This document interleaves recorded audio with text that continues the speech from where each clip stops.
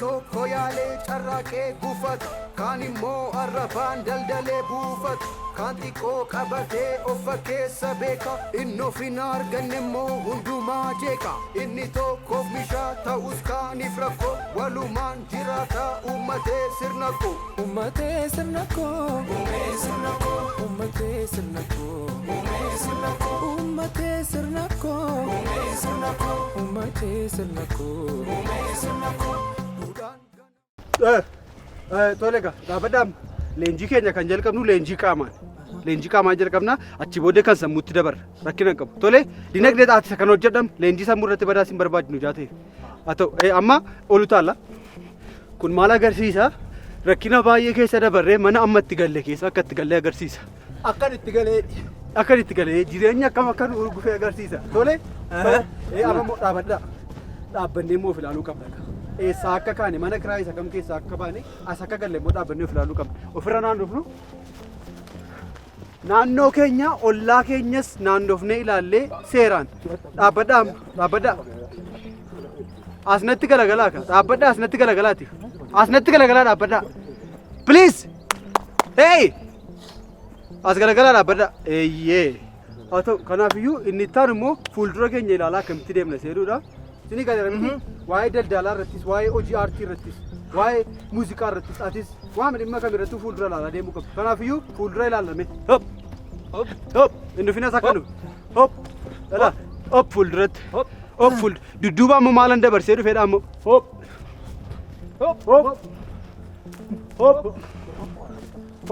okay dhaabbadhaa ammoo jireenyi immoo namatti ulfaateera amma jireenya ulfaate kanatti nama meeqa gajjedhee deemaa jira namni ol jedhee deemuu dadhabeera isa jedhu immoo agarsiisuudhaaf gajjannaan tokko ilaa garaa garanatti zayitii ofirra kaanne ilaa ol jedhaa gam kun immoo yeroo waliin jiraatan nagaadhaan gammachuudhaan ilaa wal miti ofii kee utuu ofii kee wajjin waliin galii nama wajjin waliin galuu hin dandeessu si galeera eeyyee hamma kana hundumaa hojjennee immoo rakkinni biyya lafaa moo nafaare utaaluun keenya nafuga of gadhiisi utaalme daa'e kanaafiyyuu leenjii kana amma gara leenjii sammuutti dabarra dinagdee dhaabbannu gara leenjii sammuutti ceenaa wanta hundumaa isinii qopheesseen jira gara sana walii wajjin deemna kan deemnu garuu seeraan akka sochoon akka nama jireenyi itti cimeetti deemna namni jireenyi itti cime akkamitti deema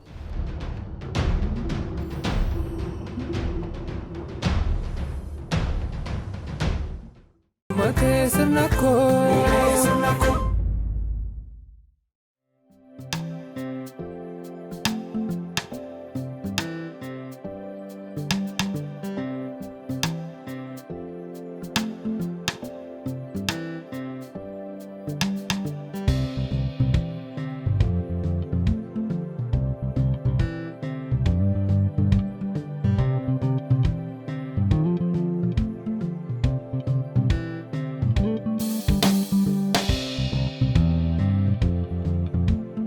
tolega sochii qaamaa keessan ilaaleera qaamni keessanii omaan jedhu reedii ta'eera sirraan kanaaf immoo manuma keessa gangalatta rakkina qabu atis waan akkasii mana keenya keessatti hin eeyyamamu maaliif kiraa sassaabdota isin fakkeessamu of eeggadhaa nyaattota ati gaarii ta'e kanaafiyyuu amma immoo kan sammuu leenjinaa jechuudha kan sammuu leenjinaa gaaffii qabdaa haa ta'u kabajamoo obbo Dinagdee itti fufuu dandeessu kabajama obbo Kenna akkuma nama tokkotti gaafiin isin gaafachuu barbaadu yoo jiraate akkamittiin ituu uffata adii kana uffachuun nu barbaachise isin immoo hunduma keenya haa ta'u gaaffii gaariidha kun gaaffii gaariidha maal sitti fakkaatame isin ani uffati adiin yeroo mudhii olitti uffatamu yeroo baay'ee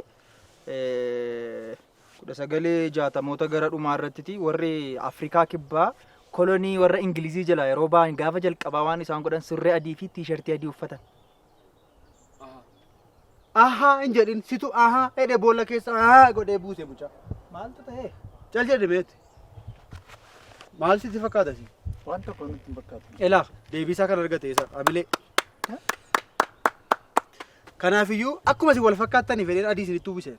Kan kana lama yaada maalii qaba? Hiika biraa maalii qaba? Yaada maalii qaba? Waan haaraa maalii ta'e? Kanaafiyyuu ani kan isinirraa adda ta'ee fi kanoo mana kana keessatti Daldalaa kana mana keessa jiraannu kana keessatti amma hojii sanarra hin jiru. Akka nama mana tokko adaraatti kennamee isinis adaraanatti kennamtanitti na ilaala. Kanaafiyyuu waan beekumsaa gaafa dubbannu achirratti nutti qabachuu dandeessu. Waaqa garaa gurraachaati nu bara. Maaltu adeemaa jira? Waan barbaade yoo adeemu jalaa tureeti wanta adeemu sun akka sirra hin baaneef. Thank you. Kenna gaaffii tokko si gaafadhu. Isheema kana qofa naa deebise. Kaleessa dheengadda gaafa bakka biraa turre walumaa wajjin leenjiin hin jiru. Bosonatti ol geessanii ol leenjisuun hin jiru. Karaa irratti baasanii ol leenjisuun hin jiru. Hojimaata haaraadha kun mana haaraatti gallee manicha adaraanatti kennamee ji'a 4 gidduutti namni dhufa. Kana amala keessan kanaan immoo ji'a 4 mini guyyaa 4 numbushan. Ati kaleessa maal goote bishaan banteen dhangalaasnee ammas. Dhangalaaseereedha. Dhangalaaseera. Amanika. Kunoo ati maal goote? Eda mataasaa sa'aatii 9tti hin galleeti. 9 falakkaa. Ilaa kunoo. 9 falakkaa walakkaa sa'aatiin hunda goggori. Hamilee. Kunoo atoo halkan guutuu iyyaan bulleeti tiyaatiran shaakalatte. Akkamitti mana sana keessa jiran akkasitiin. Achitti yoon isin leenjisee dheeyyuu warri ollaana jeequ anam. Kanaaf inni asiif fidee qilleensa kana ilaalaa isiniin jedhe. Dheengadda kaaffeetti nu waamtee akkas nu goota arramoo amalli keessan isirratti taanaan ganaa si olitti geessee isin leenjisan. achuma keessa irraa amma Nana mana satti. Isa si wayya miti? Kanaafiyyuu amma ati barataa taane. mana kana keessatti wanti nu barbaachisu tokko ni jalqaba. Dinagdeen lammii kabajuu qabdu. Lammiin olbaanaa kabajuu qabdu. Olbaanaan analeena kabajuu qabdu gaasin gararraan jira wal kabajuu qabdu si. Ofitti amanamummaa. Mana kana keessa jiraachuu keessumaa ati dinagde ofitti amani please. Ofitti amanati. Amanamummaa. Isinis akkasuma.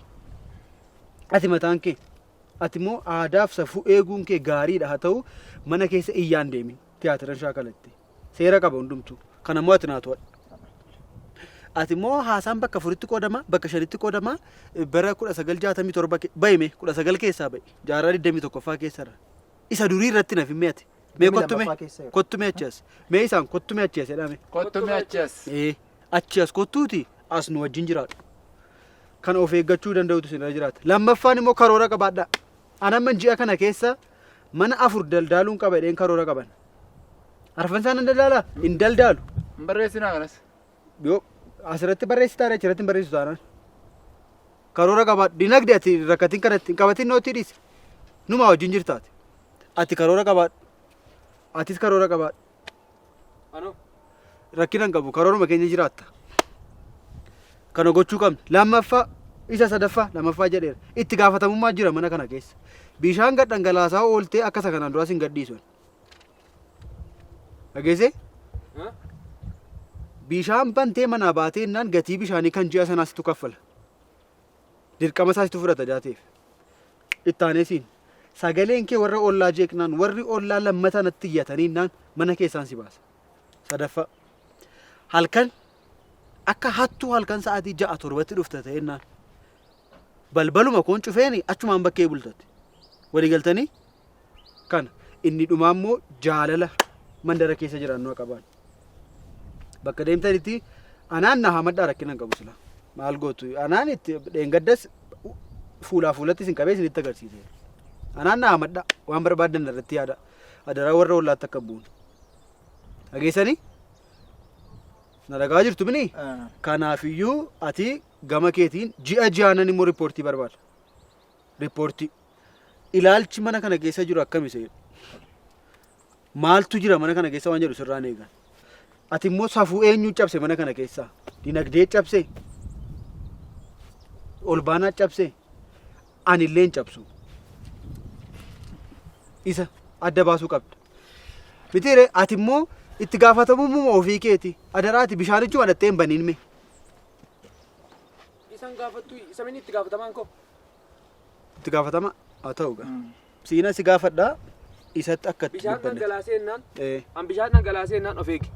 Ani yeroo baay'ee hooggansa irratti rakkina hin qabu. Ani isa hoogganuu irratti garuu al tokko hojiidhaaf yeroon ba'u itti aanaan koo isa waan ta'eef ofiisaa isumatti kennee gaafan deemu balleessa yeroo baay'ee. haa ta'u yeroo ofii keetti sitti kennamu adaraa dirqama fudhadhu isa dhumaa irratti mana kana seeraan qabnee kunuunsinee biqiltuuwwan manicha keessa jiru kunuunsinee jennaani jarri yeroo achii dhufanii mana kana nutti kennanii deebi'uu danda'u. Na hubattu miti? Amalan qabdan taanaan isin wal nyaattu taanaan na nyaattu taanaan immoo isa kana asiin dhiiteen isa kana asiin dhiiteen isa kana immoo keessa buuseen mana asiin baasa. Isa booddee Anis nan baaka. Maaliin hojjedha qofaa koo. Kanadha barumsi sammuu kanarratti kan hundaa'edha kan marsaa jalqabaa marsaa ittaanu waggaan geenyu lakkaa. Ji'a 2 booddee galtu amma kan foonii shaakalleerra kan sammuu shaakalleerra kan maaliif nu hafee kan hafuura.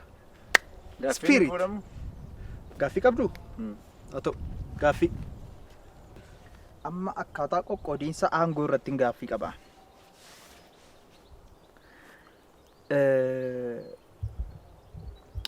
Kooriyaa iddoo lamatti maal akka qoode beektu biyyatti? Kooriyaan jalqaba biyya tokko turte iddoo lamatti Kooriyaa kaabaaf kibbaatti qoodamte.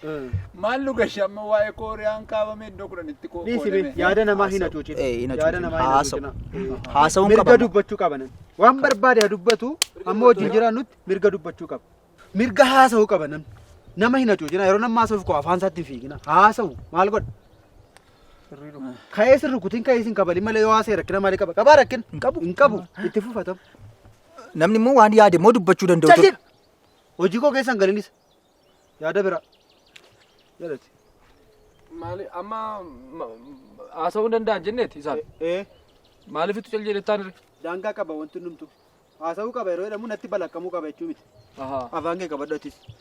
Mee amma gara hojii amma immoo hafuura keenya haaressu spiriitii keenya sochoosu mediteeshinii hojjenna. Sammuu keenya keessa waan ture dhiphina jiru baasneetu boqonnaa gammachuu ofitti simannaa jechuudha.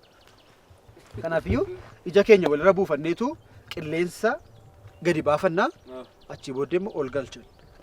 Tole? Kanaafiyyuu harka keenya akkas goona. Lammii. Maal goona kun maal? Ajaja asii gadi dhufu hojiirra oolchita. Asii oliin ajajamu biyyi. Qilleensa asii gadi baafadhaa mi'al tokko suuteedhaati. Asii ol. Hin jedhinatti niyyiin asii gadi asii ol mee akkamittiin mana keenya keessa nagaan jiraachuu akka dandeenyu yaada keessanitti yaadame. Dunuunfannee moo? Lakki gangalachaa yaade maal hojjettee yaaddare?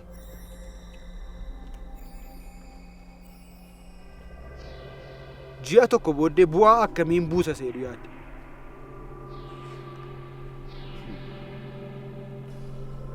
Yoo maal dogoggore immoo kaayyoon koo karaatti hafa seenus yaadde.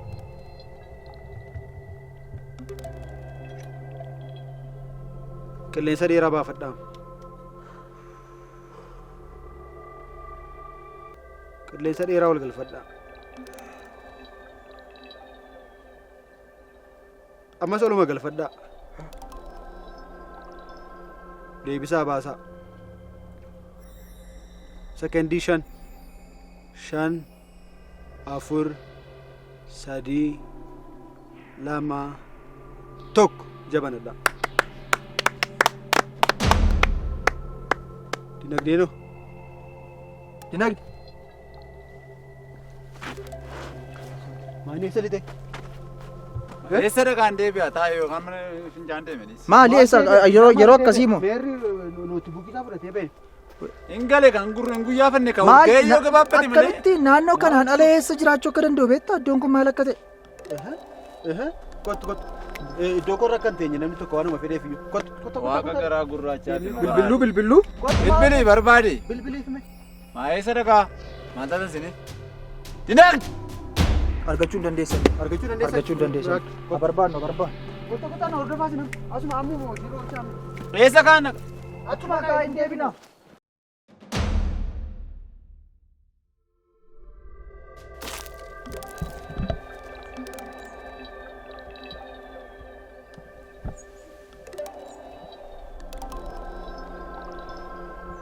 Dinagde!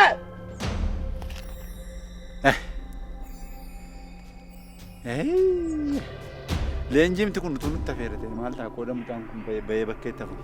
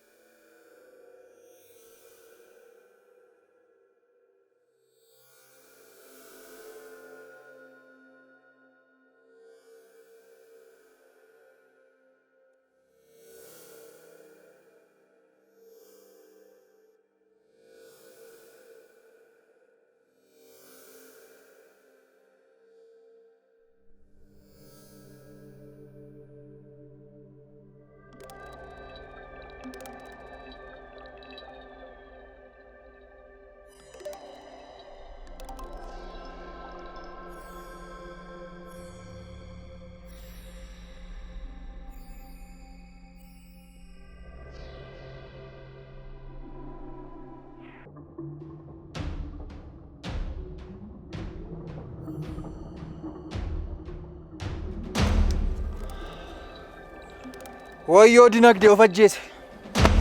Kennaa dinagdee lafa ajjeese.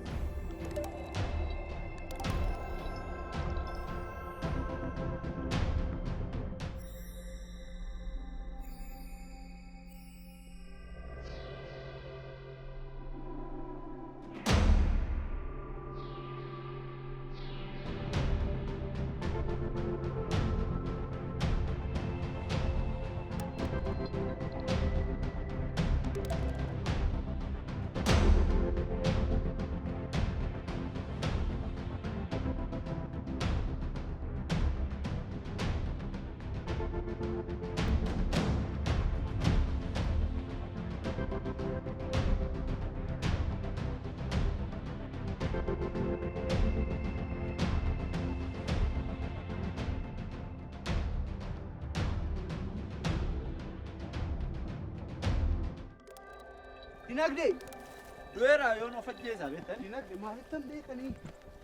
Dinagdee! Olbaanaan eessa dhaqeedha? Amma immoo olbaanaa barbaacha kanaaf. Leenjiin amma kanatti dadhabee leenjise balleesseetu of ajjeesaa?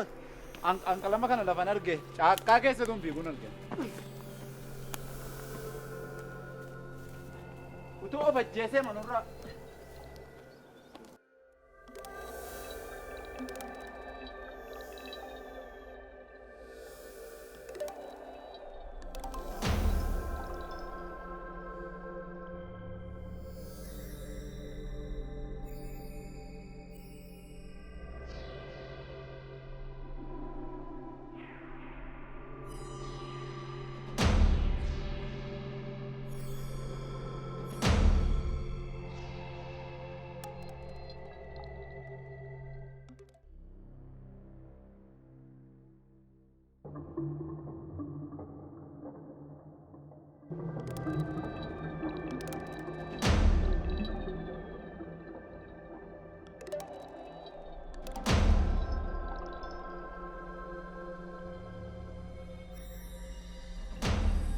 Waaqa garaa gurraacha ati nu baraare.